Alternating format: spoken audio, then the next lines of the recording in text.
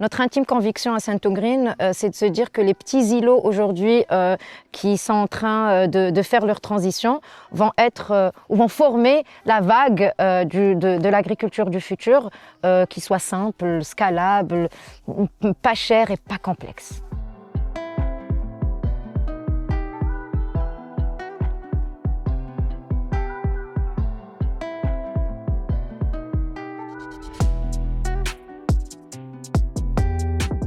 Saint-Tougrine est une start-up franco-marocaine née en 2022 et créée par 3 cofondateurs, Wissal Ben Moussa, Gauthier de Carcouët et Benjamin Rombaud.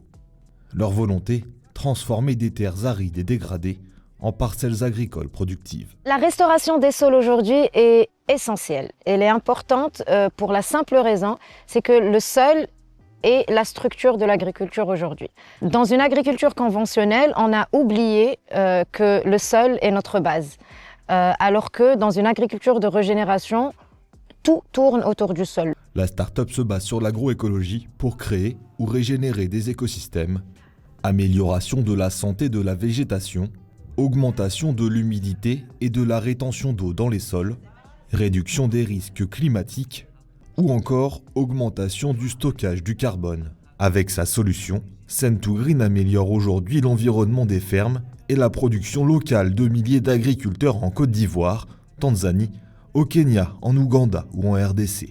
La solution Saint-Tougrine est une solution scalable. On se base pour faire l'analyse, mais aussi sur le MRV, sur énormément de bases de données, que ce soit des bases de données sur le sol, de la FAO, des bases de données de plantes, mais aussi sur des analyses satellitaires.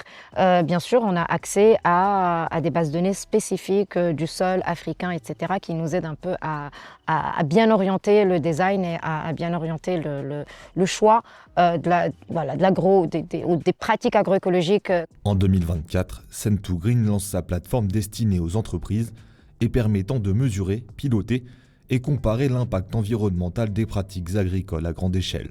La plateforme permet d'analyser des parcelles agricoles à distance, de recommander des pratiques régénératrices adaptées, de prioriser les actions à faire en fonction de leur impact ou de monitorer les effets des pratiques mises en place.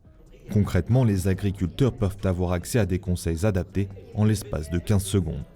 2 ans après le lancement de sa plateforme, Saint-Tougrine compte 9 employés et une quinzaine de clients, parmi eux des grands comptes agroalimentaires, des project développeurs, traders ou encore des organisations internationales.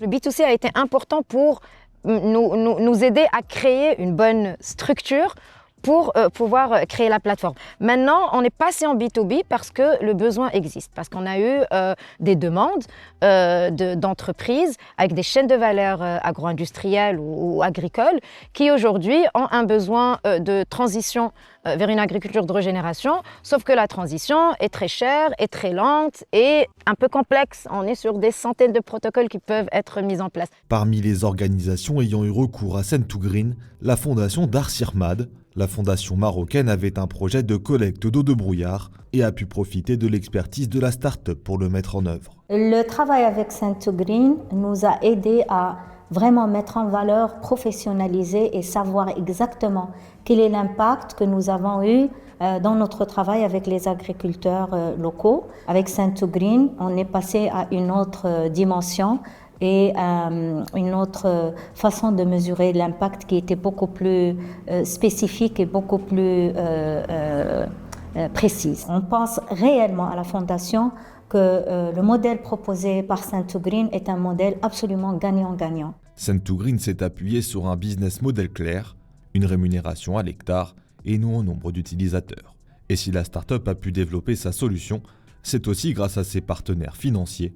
Saint-Tougrine a d'abord réalisé une première levée de fonds de plus de 800 000 € en 2023, mais l'entreprise ne compte pas s'arrêter là et mise désormais sur une deuxième levée de fonds en 2026.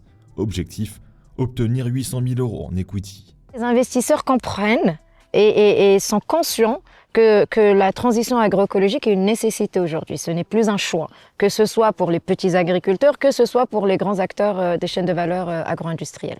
Donc aujourd'hui, on Le marché d'investissement est conscient de l'intérêt d'investir dans des solutions comme ça pour garder la pérennité de l'agriculture dans un contexte climatique qui change et qui n'est pas stable. Ce qui rassure les investisseurs aujourd'hui, c'est qu'il y ait des indicateurs. Pour poursuivre le développement de son entreprise, Wissal Ben Moussa a identifié ce qu'il manque à Sen2Green. Je pense qu'on a 3 grands besoins.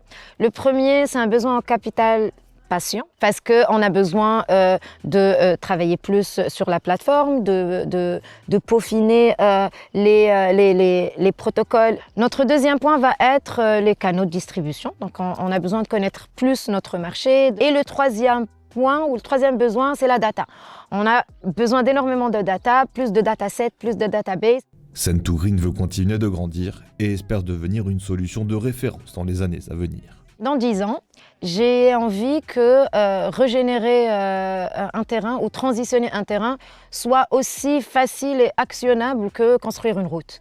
Donc j'ambitionne que dans 10 ans, la plateforme de Sen2Green est la plateforme de référence pour accompagner cette transition-là, la dérisquer, la monitorer et que ça soit vraiment, j'ai envie de dire, monnaie courante.